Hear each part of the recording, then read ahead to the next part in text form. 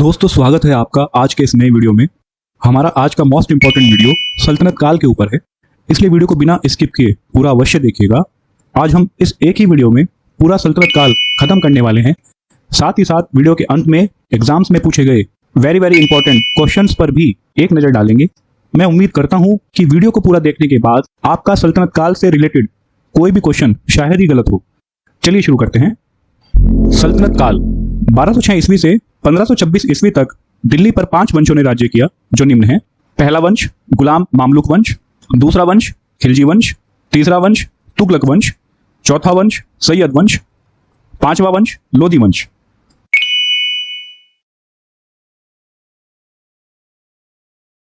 गुलाम वंश 1206 ईस्वी से 1280 ईस्वी तक दिल्ली की सल्तनत पर काबिज होने वाला पहला वंश गुलाम वंश था।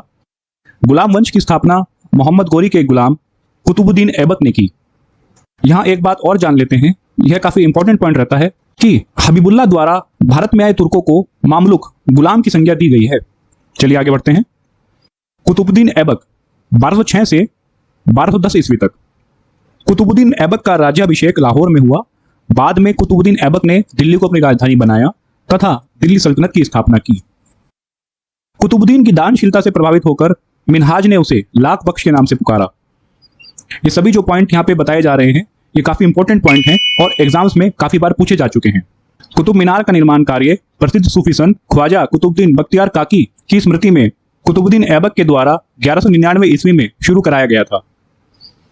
अजमेर में 2.5 दिन का झोपड़ा नामक मस्जिद का निर्माण कुतुबुद्दीन ऐबक द्वारा कराया गया था। कुव्वत उल इस्लाम मस्जिद, जो कि दिल्ली में स्थित है, का निर्माण कुतुबुद्दीन ऐबक द्वारा कराया गया था। कुतुबुद्दीन ऐबक के एक सेनानायक बख्तियार खिलजी ने प्राचीन नालंदा विश्वविद्यालय का विध्वंस किया था।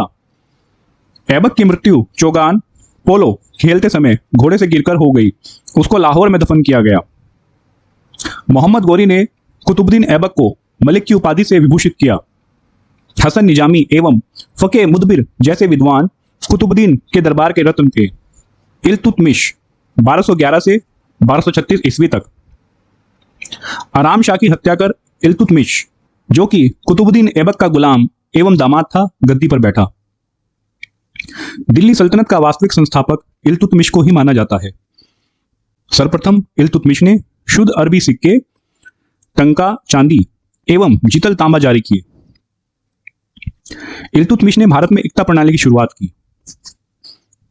इल्तुतमिश ने तुर्कान ए चिहलगानी के नाम से 40 गुलाम सरदारों का एक संगठन बनाया। बगदाद के खलीफा ने इल्तुतमिश के पद को वैधानिक मान्यता दी तथा उसे खलीफा के सहायक नासिर अमीर उल मोमिनीन की उपाधि से विभूषित किया। रजिया सुल्तान 1236 से 1240 ईस्वी तक। रजिया दिल्ली की सुल्तान बनने वाली पहली महिला थी। रजिया ने पर्दा त्याग कर पुरुषों के समान काबा, चोगा एवं कुल्हा टोपी पहनकर दरबार की कार्रवाइयों में हिस्सा लिया। जमालुद्दीन याकूत को रजिया ने अमीर आखूर एवं मलिक हसन गोरी को सेनापति के पद पर प्रतिष्ठित किया। रजिया ने अल्तुनिया से विवाह किया। रजिया सुल्तान की हत्या कैथल के निकट डाकुओं ने कर दी। बलबन 1265 से 1287 ईस्वी तक।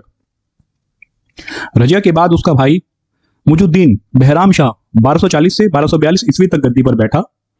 बहराम शाह के शासनकाल में बलबन अमीर आखुर अश्वशाला का प्रधान बना। बहराम शाह के बाद अलाउद्दीन मसूद शाह 1242 से 1246 ईस्वी तक गद्दी पर बैठा। मसूद शाह के काल में ही बलबन ने अपनी शक्ति बढ़ाना शुरू कर दिया। बलबन ने मसूद शाह को कैद करके कारागार में डाल दिया, जहां उसकी मृत्यु हो गई।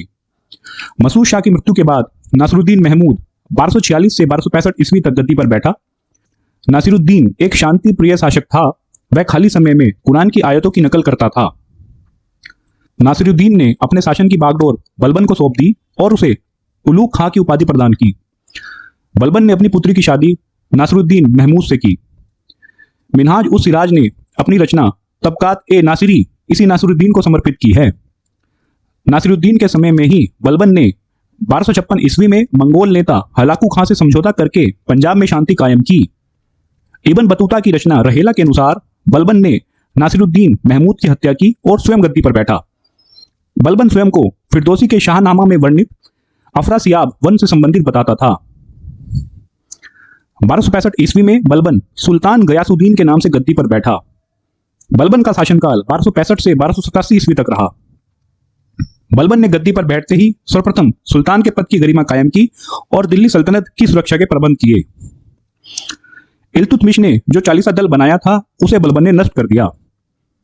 बलबन दिल्ली सल्तनत का एक ऐसा पहला व्यक्ति था जो सुल्तान न होते हुए भी सुल्तान के छत्र का प्रयोग करता था, और यह ऐसा पहला शासक था जिसने सुल्तान के पद और अधिकारों के बारे में विस्तृत रूप से विचार प्रस्तुत किए। बलबन कुरान के नियमों को शासन व्यवस्था का आधार मानता था। उसके अनुसार सुल्तान पृथ्वी पर ईश्वर का प्रतिनिधि होता है। बलबन ने सुल्तान की प्रतिष्ठा को स्थापित करने के लिए रक्त और लौह नीति अपनाई। बलबन ने कहा कि सुल्तान का पद ईश्वर के समान होता है तथा सुल्तान का निरंकुश होना जरूरी है। उसके अनुसार राजा को शक्ति ईश्वर से प्राप्त होती है, इसलिए उसके कार्यों की सार्वजनिक जांच नहीं की जा सकती है। बलबन ने अपनी शक्ति प्रदर्शित करने के बाद जिल्ले इलाही, ईश्वर का प्रतिबिंब की उपाधि धारण की। बलबन दरबार में संपूर्ण वेशभूषा के साथ उपस्थित होता था। उसने दरबारी शिष्टाचारों को कठोरता से लागू किया। उसके दरबार में न तो कोई हंसता था न कोई मुस्कुराता था तथा उसके समय में दरबारियों का शराब पीना भी निषेध था। बलबन ने ईरानी परंपराओं के अनुसार कई परंपराएं आरंभ करवाई। उसने सिजदा, भूमि पर लेटकर अभिवादन करना और पैबोस, सुल्तान के चरणों को चूमना जैसी व्यवस्था भी लागू की। बलबन के दरबार में प्रत्येक वर्ष ईरानी त्योहार नौरोज काफी धूमधाम से मनाया जाता था। इसकी शुरुआत बलबन के समय से ही हुई। बलबन ने दीवार आरज, केंद्रीय सैन्य विभाग एवं दीवान बरीद, केंद्रीय गुप्तचर विभाग का गठन किया। बलबन के दरबार में अमीर खुसरो एवं अमीर हसन जैसे कवि रहते थे। बलबन ने अपने चचेरे भाई शेर खां को जहर देकर मरवा डाला। 1285 ईस्वी में मंगोलों ने तैमूर खान के नेतृत्व में मुल्तान पर आक्रमण किया, जिसमें बलबन का पुत्र मोहम्मद मंगोलों से लड़ता हुआ मारा गया। अपने पुत्र की मृत्यु का बलबन को बहुत गहरा आघात पहुंचा तथा शीघ्र ही 1 वर्ष के अंदर ही बलबन की मृत्यु 1286 ईस्वी में हो गई। शमशुद्दीन कैमूर्स गुलाम वंश का अंतिम शासक था। खिलजी वंश 1290 ईस्वी से 1320 ईस्वी तक। जलालुद्दीन खिलजी 1290 से 1296 ईस्वी तक। जलालुद्दीन खिलजी ने गुलाम वंश को समाप्त कर खिलजी वंश की स्थापना की। जलालुद्दीन खिलजी ने किलोखरी में अपनी राजधानी स्थापित की। अलाउद्दीन खिलजी 1296 से 1316 ईस्वी तक। जलालुद्दीन खिलजी के भतीजे अलाउद्दीन खिलजी ने उसकी हत्या कर दी एवं स्वयं दिल्ली का सुल्तान बन बैठा। अलाउद्दीन को बचपन में अली गुरशब्स के नाम से पुकारा जाता था। अलाउद्दीन खिलजी पहला ऐसा सुल्तान था जिसने खलीफा की श्रेष्ठता को चुनौती देते हुए सिक्कों पर उसका नाम खुदवाना बंद कर दिया। जलालुद्दीन खिलजी ने अलाउद्दीन को अमीर तुनुक उपाधि से विभूषित किया था। अलाउद्दीन खिलजी पहला सुल्तान था जिसने स्थायी सेना का गठन किया एवं सेना को नकद वेतन देने की प्रथा आरंभ की। अलाउद्दीन खिलजी ने सैनिकों का हुलिया लिखने एवं घोड़ों को दागने की प्रथा आरंभ की। अलाउद्दीन ने आर्थिक क्षेत्र में बाजार नियंत्रण व्यवस्था लागू की एवं भू राजस्व की दर को बढ़ाकर कुल उपज का 1/2 हिस्सा कर दिया। खम्स, लूट का धन में सुल्तान का हिस्सा 3/4 करने वाला शासक अलाउद्दीन था। दक्षिण भारत में अलाउद्दीन के सैन्य अभियानों का नेतृत्व मलिक काफूर ने किया। अमीर खुसरो, जिन्होंने सितार एवं तबला जैसे वाद्य यंत्रों का आविष्कार किया, अलाउद्दीन के दरबारी कवि थे। अलाउद्दीन ने अमीर खुसरो को तूतीय हिंद की उपाधि से विभूषित किया। मिल्क, संपत्ति, इनाम एवं वक्फ के अंतर्गत दी गई भूमियों को राजस्व सुधारों के तहत वापस लेकर अलाउद्दीन ने इन्हें खालसा राजकीय भूमि में तब्दील कर दिया। अलाउद्दीन खिलजी ने अपने शासनकाल में 2 नवीन कर चराई, दुधारू पशुओं पर एवं घड़ी, घरों एवं झोपड़ी पर लगाया। कुतुबुद्दीन मुबारक खिलजी 1316 से 1320 ईस्वी तक। अलाउद्दीन की मृत्यु के पश्चात कुतुबुद्दीन मुबारक खिलजी गद्दी पर बैठा, जो कि एक भ्रष्ट शासक था। मुबारक खिलजी की हत्या उसके वजीर खुसरो खां ने कर दी। तुगलक वंश 1320 ईस्वी से 1398 ईस्वी तक। गयासुद्दीन तुगलक 1320 से 1325 ईस्वी तक। खुसरो खां को पराजित कर गाजी मलिक या गयासुद्दीन तुगलक ने दिल्ली सल्तनत पर तुगलक वंश के शासन की स्थापना की। उसने 29 बार मंगोलों के आक्रमण को विफल किया। गयासुद्दीन तुगलक ने अपने साम्राज्य में सिंचाई की व्यवस्था की। संभवतः नहरों का निर्माण करने वाला वह प्रथम शासक था। गयासुद्दीन तुगलक ने रोमन शैली में एक नवीन नगर तुगलकाबाद बसाया। इस शहर में 56 कोट नामक दुर्ग भी बनवाया। यह नगर दिल्ली के नजदीक स्थित है। मोहम्मद बिन तुगलक 1325 से 1351 ईस्वी। गयासुद्दीन तुगलक की मृत्यु के पश्चात जोना खां दिल्ली के सिंहासन पर बैठा एवं इतिहास में मोहम्मद बिन तुगलक के नाम से प्रसिद्ध हुआ। मोहम्मद बिन तुगलक मध्यकाल का सबसे शिक्षित, विद्वान एवं योग्य शासक था, परंतु वह अपनी सनक भरी योजनाओं के कारण इतिहास में उचित स्थान नहीं बना सका। मोहम्मद बिन तुगलक ने दीवान अमीर को ही कृषि विभाग की स्थापना की। मोरक्को निवासी इब्न बतूता को 1333 ईस्वी में मोहम्मद बिन तुगलक ने दिल्ली का काजी नियुक्त किया। मोहम्मद बिन तुगलक ने इब्न बतूता को 1342 ईस्वी में राजदूत बनाकर चीन भेजा। मोहम्मद बिन तुगलक ने इंशाए मेहरू नामक पुस्तक की रचना की। 1341 ईस्वी में चीनी सम्राट तोगन तिमुक ने अपना एक राजदूत भेजकर मोहम्मद बिन तुगलक से हिमाचल प्रदेश के बौद्ध मंदिरों के जीर्णोद्धार के लिए अनुमति मांगी। मोहम्मद बिन तुगलक के शासनकाल में हरियर एवं बुक्का नामक दो भाइयों ने 1336 ईस्वी में स्वतंत्र राज्य विजयनगर की स्थापना की। महाराष्ट्र में 1347 ईस्वी में अलाउद्दीन बहमन शाह ने स्वतंत्र बहमनी साम्राज्य की स्थापना की। मोहम्मद बिन तुगलक के शासनकाल में ही कान्हा नायक ने वारंगल को स्वतंत्र राज्य घोषित कर दिया। मोहम्मद बिन तुगलक के शासनकाल में कई विद्रोह हुए। कड़ा निजाम का विद्रोह, बिदर साहिब सुल्तान का विद्रोह तथा गुलबर्गा में अली शाह का विद्रोह। मोहम्मद बिन तुगलक दिल्ली सल्तनत का पहला ऐसा सुल्तान था जो अजमेर में शेख मोइनुद्दीन चिश्ती की दरगाह पर गया। मोहम्मद बिन तुगलक की मृत्यु ठट्टा में हुई। उसकी मृत्यु पर इतिहासकार जियाउद्दीन बन्नी लिखते हैं, अंततः जनता को उससे मुक्ति मिली एवं उसे जनता से। फिरोज शाह तुगलक 1351 से 1388 ईस्वी तक। फिरोज शाह तुगलक सुल्तान मोहम्मद बिन तुगलक का चचेरा भाई था। मोहम्मद बिन तुगलक की मृत्यु के पश्चात अगले सुल्तान के रूप में ठट्टा में उसका राज्याभिषेक हुआ। फिरोज शाह तुगलक का राज्याभिषेक एक बार फिर से अगस्त 1351 ईस्वी में दिल्ली में हुआ। फुतुआत ए फिरोज शाही के अनुसार फिरोज शाह तुगलक ने राजस्व व्यवस्था में परिवर्तन करते हुए 24 कष्टदायक करों को समाप्त कर केवल 4 करों खराज, लगान, जजिया, गैर मुस्लिमों से वसूला जाने वाला कर, खम्स, युद्ध में लूट का माल, जकात, मुसलमानों से लिया जाने वाला कर आदि को ही प्रचलन में मुख्य रूप से रखा। ब्राह्मणों पर जजिया कर लगाने वाला पहला मुसलमान शासक फिरोज शाह तुगलक था। फिरोज शाह तुगलक ने कृषि को उन्नत बनाने के लिए सिंचाई विभाग की स्थापना की तथा सिंचित भूमि पर कुल उपज का 1/10 भाग हक की शर्ब सिंचाई कर अध्यारोपित किया। फिरोज शाह तुगलक ने 5 बड़ी नहरों का निर्माण करवाया, जिसमें सर्वाधिक महत्वपूर्ण उलूग खानी नहर थी, जिसके द्वारा यमुना का पानी हिसार तक पहुंचता था। फिरोज शाह तुगलक ने हिसार, फिरोजाबाद, फतेहाबाद, जौनपुर एवं फिरोजपुर सहित 300 नए नगरों की स्थापना की। फिरोज शाह तुगलक ने अशोक के खिजराबाद, टोपरा एवं मेरठ में स्थित 2 स्तंभों को वहां से स्थानांतरित कर दिल्ली में स्थापित किया। फिरोज शाह तुगलक ने अनाथ मुस्लिम महिलाओं, विधवाओं एवं लड़कियों के लिए दीवाने खैरात दान विभाग की स्थापना की। फिरोज शाह तुगलक के शासनकाल में सल्तनत कालीन सुल्तानों में दासों की संख्या सर्वाधिक लगभग 1,80,000 थी। उसने उनके लिए दीवाने बंदगान दास विभाग की स्थापना की।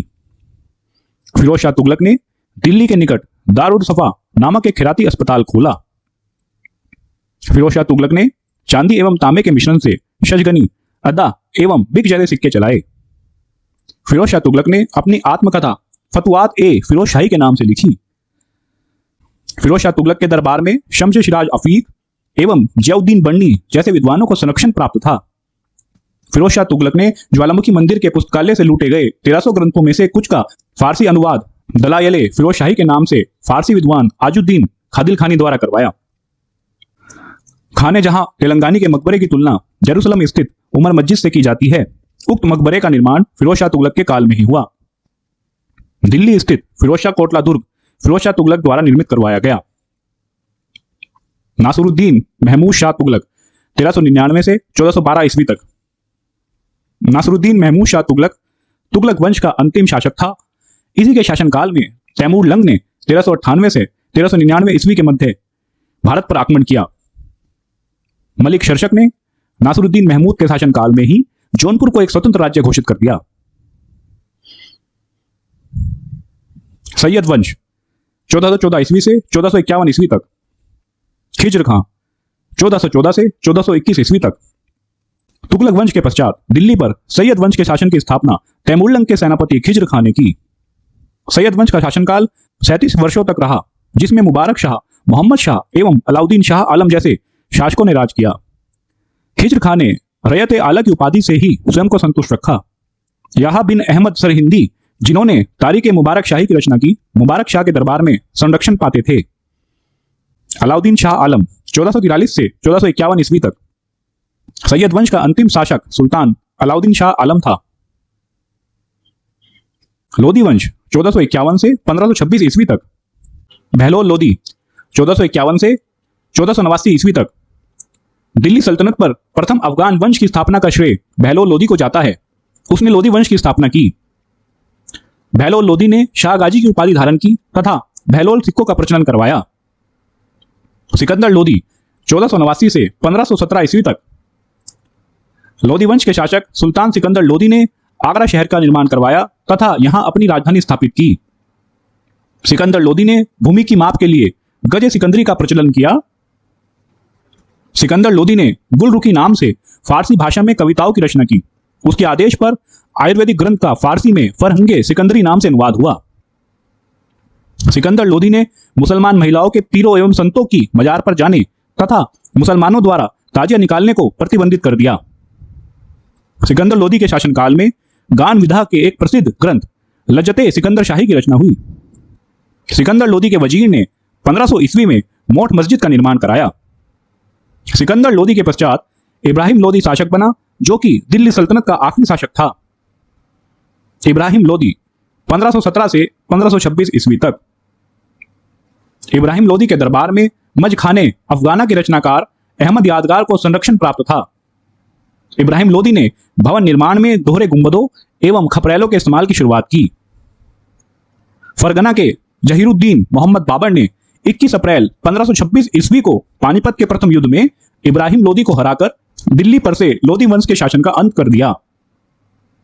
चलिए दोस्तों, अब सल्तनत काल से जुड़े कुछ अति महत्वपूर्ण क्वेश्चंस पर एक नजर डाल लेते हैं। यहां पर हम जो भी क्वेश्चंस डिस्कस करेंगे वो ऑलरेडी कई बार एग्जाम्स में पूछे जा चुके हैं, इसलिए दोस्तों ध्यान से देखिएगा। क्वेश्चन नंबर 1, कुतुबुद्दीन ऐबक द्वारा मध्यकालीन दिल्ली में 7 शहरों की स्थापना कहां की गई थी? तो दोस्तों इसका जवाब है महरौली में।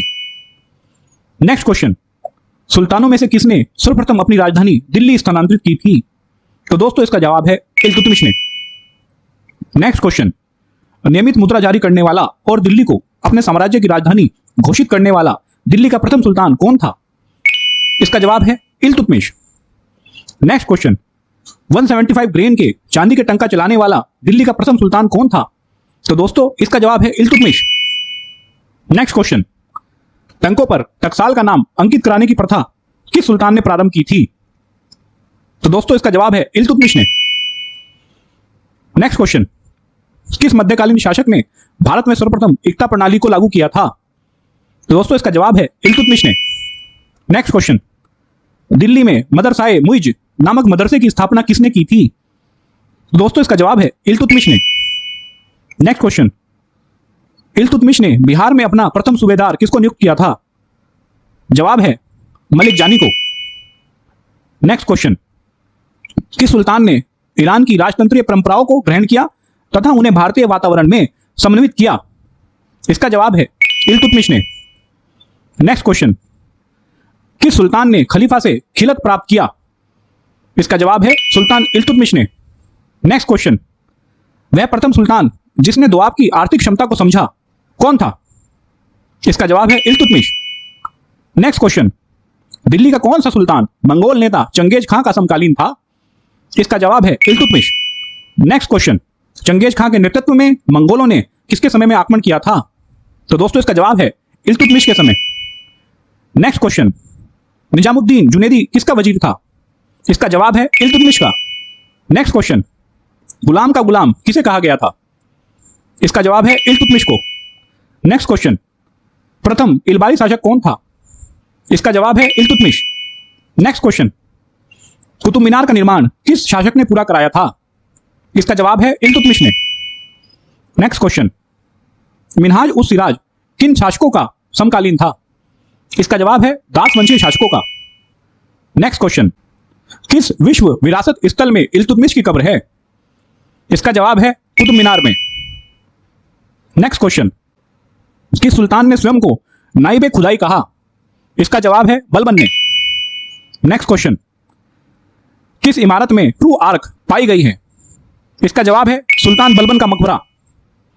नेक्स्ट क्वेश्चन, फारसी के प्रसिद्ध कवि अमीर खुसरो तथा अमीर हसन किसके दरबार में रहते थे? इसका जवाब है बलबन के। नेक्स्ट क्वेश्चन, फारसी के कवियों में से किसे भारत का सादी कहा जाता है? इसका जवाब है अमीर हसन को। चलिए दोस्तों, अब आपसे विदा लेते हैं। वीडियो को पूरा देखने के लिए धन्यवाद।